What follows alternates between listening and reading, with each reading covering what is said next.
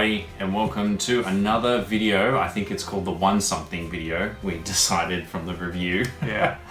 No, it's going to be It's One Something. It's One Something. One Something this time is going to be a tournament review. So you, Luke, went to a tournament on the weekend at Gosford Good Games. It was Coastal Assault 3. So, just a quick rundown of the tournament very quickly before we go through Luke's list, and then we're going to just talk about who he versed and the matchups and stuff like that. So, the idea of this sort of series after the tournaments is to get a bit more of an understanding about the meta on the Central Coast, I guess. So, what are people playing? What seems to be the go-to stuff in our region? It was fairly laid back, I should say. There wasn't really any ridiculous lists, even though you had quite a lot of freedom with what you could bring. It was just battle forged, 3 books maximum, I think, 1650. Yeah. There's no real restriction. So the Good Games Gosford are running all these events as part of what they call the Gosford Masters. So they are going to be leading up to a big tournament where you essentially need to place in order for you to be invited to it. So it's an invitational event. This is supposedly, is it next year? Early next year? Yeah, I think it's January. January? So just before, just after the Gosford Shield, which is I think it's before, because Gosford Shield's the first tournament to enter into the Masters. Yep, that's true. So for this one, the one he went to, Coastal Assault 3, was a 2-day tournament, 1650 points. It was 3 source, so you could take anything from 3 books up to the 1650, but it was Battle Forge. So as long as it wasn't Forge World were restricted. Forge World is usually restricted here on the coasts because you can get to some pretty, disgusting shenanigans with some of the Forge World units. Not all of them are ridiculous. I think it's also a part that the guys don't really want to deal with different editions and all of that kind of thing. And that's true. It's a little bit harder. I know GW's all over the place, but Forge World's a bit hard if you're pretty new to looking at their books as well. It's fairly confusing. Yeah, their rules are definitely a lot different to the rest of like 40k. They tend to have very complex rules, so it was probably more of a simplicity thing than anything. Plus, if you do let people use Forge World units, people can use Hornets and Skatarth, Wraith Knights, or whatever however you say it. The internet will tell me I'm wrong anyway. So yeah, it was a 40k event, held over 2 days. So yeah, it was Gosford Masters qualifying event. We've just gone through the way that it was built. That just means first place gets a place in the Gosford Masters. They've got a certain number of places. Over all of their events, everyone who wins each event and the leagues that get run there on Thursday nights get an entry place into the Masters.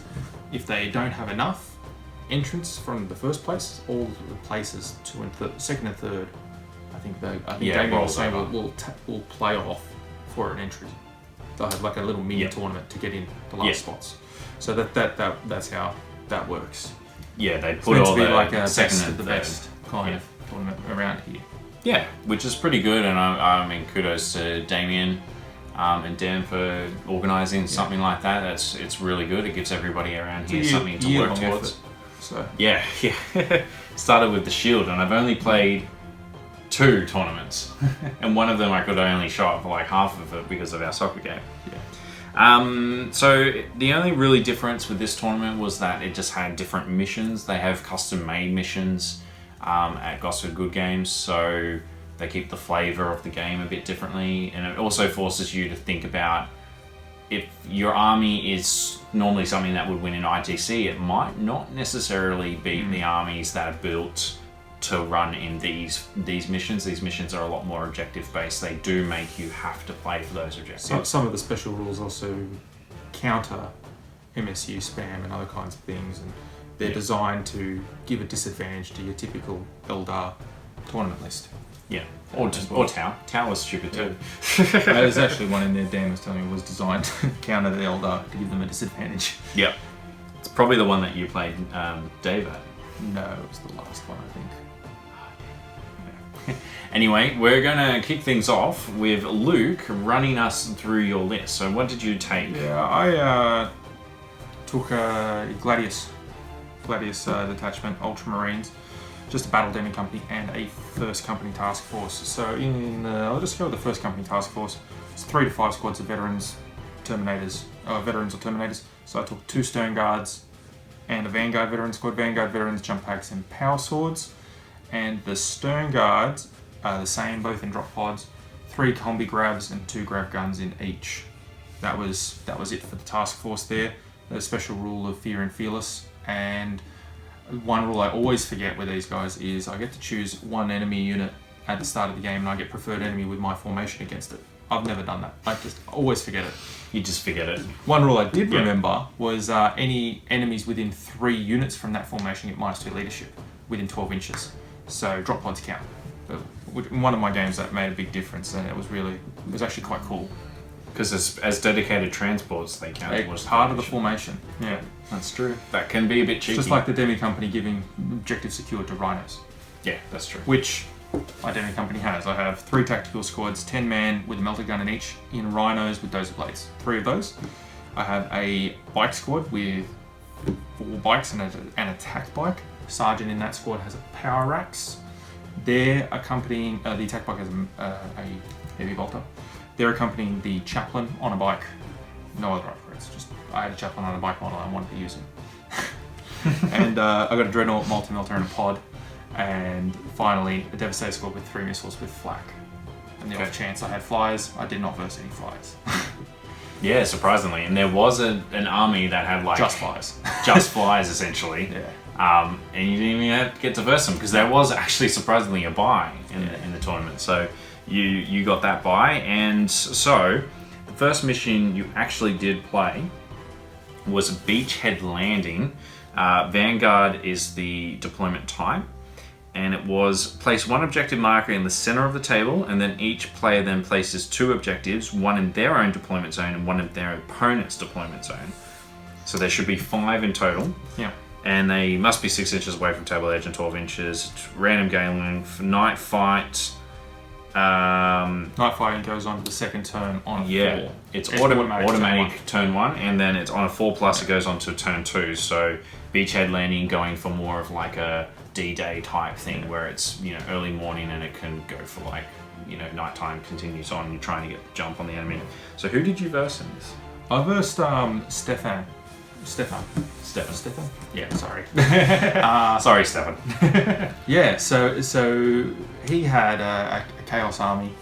He had a Hellbrute formation with 5 Hellbrutes in one squad. All of them have Reaper autocannon, and they get to choose whatever they get on the craze table. Deep Strike as well. No, that's a different formation. Oh, that's a different formation. So they're just a squadron. He had I think it was either a CAD or another formation. I'm not 100%, but it was a big blob of cultists. He had a sorcerer in there as well. He had a formation with 2 Forge Fiends and a Warp Smith, and one of the Forge Fiends could use the Warp Smith's ballistic skill of 5, so rather than hitting on 4s, hits on 2s. Pretty big. He had, I think, the assault cannon type guns on that, as long as they were within 12 of him. So he definitely used that. That was his main tactic, and he had a Chaos Knight with 2 rapid fire battle cannons, which was devastating. In every game I saw it, it was devastating. Chaos are the only ones that can do that, and it's insane. It's probably the best knight I've seen. Yeah, that's see, and a lot of people are just like, oh, Chaos isn't very strong, but then they can do double armor heavy shooty list. It was very effective. And how did you go? I did terribly. So that was the first game, and I got second turn. He immobilized or destroyed all my rhinos. He took out... Actually, that was really all that was on table. I reserved my bikes to try to save them from dying. They didn't want to come in until turn 4, so that was fantastic. Late to the party, as always. Yeah, the Devastators was the last ones alive, actually. I had 1 Marine with a missile launcher, just didn't want to die. So they kept plugging away at the knight mostly, because they didn't have a lot of other targets, truthfully. Yeah. So his knight was just taking out 2 or 3 squads a turn. There's really not a whole lot to say. My list is pretty bad when it comes to armor, and this was an armor list. I had a couple of melters thrown through. I got bad luck with my melter rolls, or he had good invuln saves. Melter Dread came in. Combination of column A, combination of column B. Melter Dread came in and glanced the knight. I needed a pen there. I needed an explosive result. You got a glance. That was first up, first turn, and both times everything I deep striked with, the pods died the next turn. There wasn't much survivability in the list. I had my tacticals combat squatted inside the rhinos to try and get some melter shots and grab objectives with objectives secured. Yeah. The game ended in 11-1, so it was. You almost got table, but you didn't get table. I had 3 Space Marines left on the table. 2 in combat with the last remains of his cultist squad and sorcerer. I think it was 4 models in his squad. I had 2 tactical Marines and I had 1 rocket launcher. Wow. And the game ended. So a little bit of extra luck there. It could have been a completely different result. I got 1 point for that game instead of 0. So at least you got something. I guess that helped. So started off a bit shaky, but then we moved on to Sweep and Destroy. Now this one is a pitched battle, also known as Dawn of War. I was just like, what does that even mean? It's based off the 5th edition. Yeah, I was going to say they're a 5th edition essentially. So this one is a scalps. Yeah. So every time a unit kills a unit, you get a scout for that, and when that unit dies, it drops its scout. So basically, it's kill points, but the units that make the kill hold the point. They need to survive the game for you to score. To score the points. Otherwise, you don't get anything at all. So you get 1 unit that kills everything. If it dies, you lose all of your points. Yep. So you really want to spread out what's getting kills. And my army was actually really good for this mission because of how many units I could have with combat squatting. So I ended up versing Tyron in this one. He was playing Tau. He had a squad of 3 broadsides with rail guns and smart missiles. Yep. A big squad of suits with fusion and burst cannon. Yeah, I think it was burst cannons and missile pods. Crisis suits. Yes, with a buff Manda. A couple of squads of fire warriors. One in a devilfish and 1 not. And 1 in the devilfish had the character that gives him an extra shot. I can't remember it. Fireblade or whatever his name is. Kadra Fireblade. Yeah. And he had a small squad of Pathfinders. I think that was about it. Well, the crisis suits can be very expensive very quickly, and the broadsides are very expensive as well. Surprisingly, he doesn't use the high yield missile guys because. Oh, he had a big squad of stealth suits too. Oh, okay. So not a 3-man. No, it was like a 7-man squad. Surprisingly, no Wall of Mirrors, optimized stealth cadre shenanigans happening. None of that. So I took first turn. Unlucky for him, he infiltrated his stealth team close to me, wanting to get some quick fusion shots, but he put them in front of my Vanguard veterans, who just jumped in and assaulted them all and wiped them out turn 1. Yeah, because you had the relic blades on them, didn't you? No, just power swords. Oh, okay. But AP3, the stealth suits didn't have a chance. They just wiped out. Oh, just dead. Yeah. So that wasn't a good start for him. And then my turn 1 shooting was quite good. I took out most of his suits with I dropped both Stern Guard squads in and just grabbed them. And there was only 3 suits in the commander remaining after that. Yeah. Must have been a big unit then. It was a fairly sizable unit. Actually, I think there was 2 suits in the commander. I think I killed 4 suits. Yeah, just basically ran straight up the board after that quick murder, I suppose, and took advantage of it. And just the rest of the game was sort of mopping up the rest of the units. The bike squad assaulted his killed the things that could kill your stuff quickest. Yeah, my bike squad assaulted his broadsides real early, and they were just locked in combat till they died. That power axe came in handy, just taking 1 or 2 wounds off every turn. Fair enough. So that ended up with me tabling him. So that was a full victory. Yep, full points there.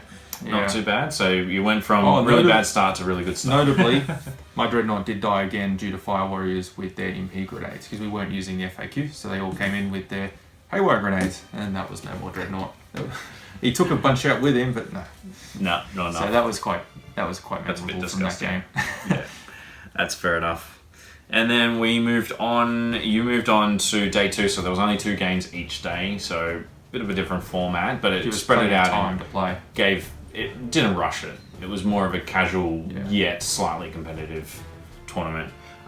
You then had to take on the Big Dave man. Yeah. Dave, Tyron's big daddy. Yeah. So he was running Eldar. He had Elder Harlequins, right? Yes, he had Harlequins with him. I'm not exactly sure of what formations or anything if he was running. I think they were just CADs. So his Eldar had 5 3-man scat bike squads. The scat bikes you don't ever run in formation. Yeah. They're CAD or nothing, because then if their objective secured, that becomes the most amazing. disgusting unit. Lucky for me, this mission actually has no objectives. Its objective is quarter deployment, 12-inch diameter. You can't go towards the center. Mm-hmm. Sorry, 12-inch radius. Yeah. And you have to get your units in your opponent's deployment zone. Units that can move more than 6 are worth 1 victory point. Everything under 6 is worth 2. So instantly, I had an advantage because every one of David's models moved more than 6. Yeah, so he was already only able to score 1 point for everything that I only he had. had the rhinos and the bikes that moved more than 6. Pods don't score; they don't count. God, we haven't done quarter deployment for a few editions now, Yeah. have we? That was actually a really fun game. I really enjoyed that. So yeah, he had 5 scout bike squads of 3. He had a Farseer on a bike. He had a squad of 3 fire prisms. I think that was it for his Eldar. His Harlequins were a solitaire, Okay, yep. 2 squads of 2-man bikers, the close combat ones with Sky haywire, Weavers. yep. And he had a 3-man squadron of void weavers. Yep. I believe that's about it. I think that was it for his list. So it was an interesting game. It was very back and forth. It was very close. I was confident that if I didn't have first turn, I would lose. Luckily, I got first turn and he didn't seize. That's good. I deployed very aggressively because I had to for my plan to work. Yep. And that's why if he seized, I was dead. Yeah. So what I did is I made use of that rule for the first company task force, the -2 leadership. Yeah. And I got it straight in the middle of all of his scatter bikes, and I pinged 1 from every squad at least. I managed to destroy 1 squad entirely with frag missiles. It was great. 3 direct hits, just a lot of wounds on them, and they just died. So that was cool. One of his squads did end up failing morale on a leadership 6, it became, and they ended up running off the board, which was really good.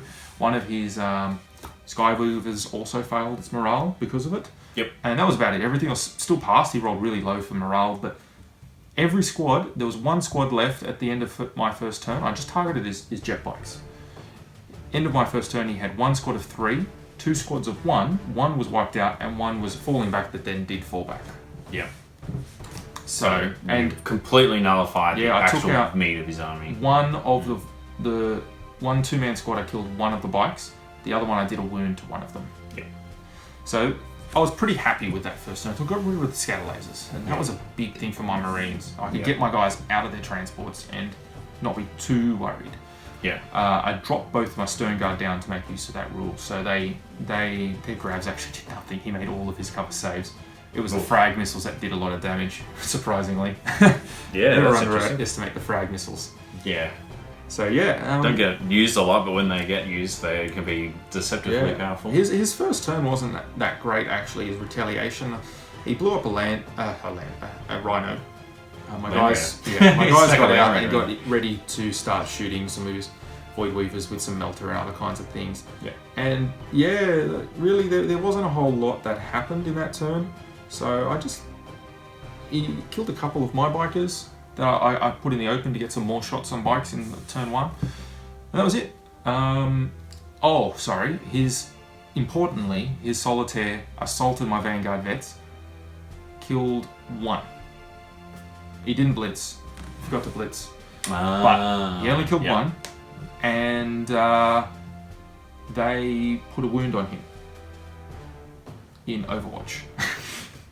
That was it, just in Overwatch. Oh my god.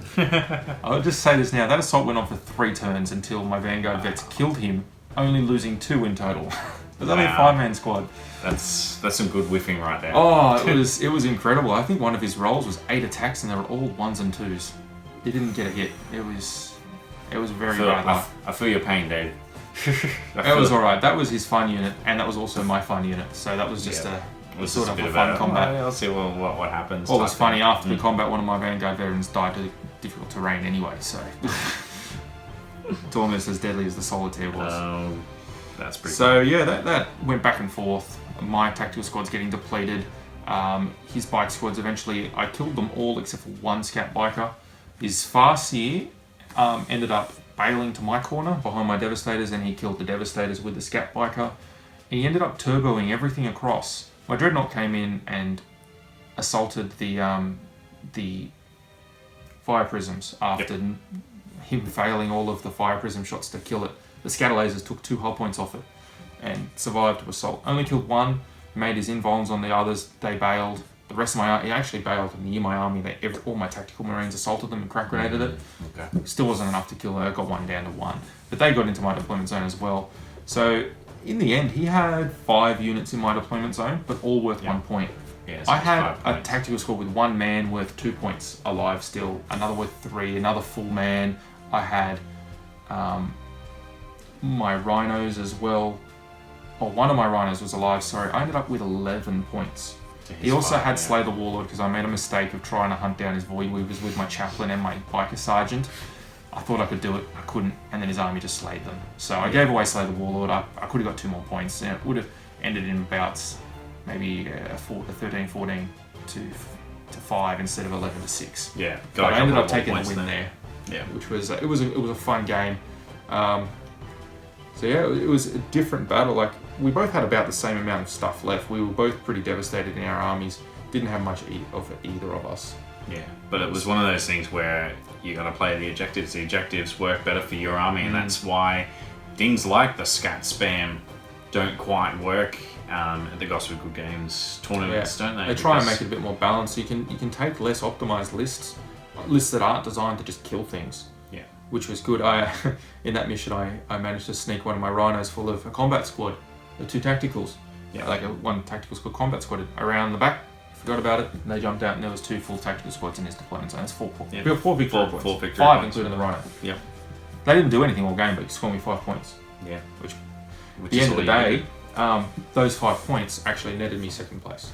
Yeah. So I only spoilers. Well, he came 2nd. I already put it up on the Facebook page, so it's very, very, very well done. I think I beat Dave by 6 points. He came 3rd, and Stefan came 1st. Yeah, which is surprising.